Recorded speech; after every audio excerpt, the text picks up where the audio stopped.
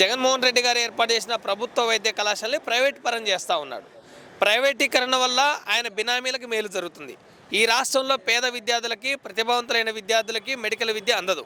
మననే ప్రభుత్వం ఫీజులు ఖరారు చేస్తుంది. ఐదు మెడికల్ కాలేజీల్లో మేనేజ్మెంట్ కోటా ఫీజు 29 లక్షలు.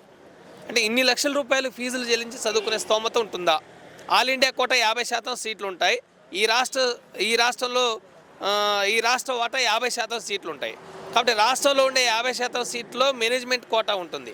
మేనేజ్మెంట్ కోటాలో ఈరోజు ప్రైవేటీకరించడం ద్వారా విద్యార్థులకు కన్వీనర్ కోటాలో సీట్ వచ్చే అవకాశం ఉందా? ఎట్టి పరిస్థితుల్లో ఉండదు.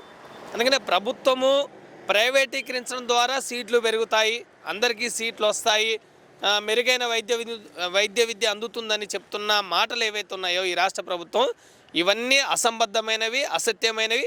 నిజంగా ప్రైవేట్ పరం చేయడం ద్వారా మెడికల్ సీట్లు పెరుగుతాయనే వాదన కాసేపు నిజం అనుకుంటే, మరి ప్రభుత్వం ఎందుకు ఉన్నట్టు, ముఖ్యమంత్రి ఎందుకు ఉన్నట్టు, ఇన్ని ప్రభుత్వ వ్యవస్థలు ఎందుకు ఉన్నట్టు ఆయన సమాధానం చెప్పాలి. ఆయన దగ్గర సమాధానం లేదు.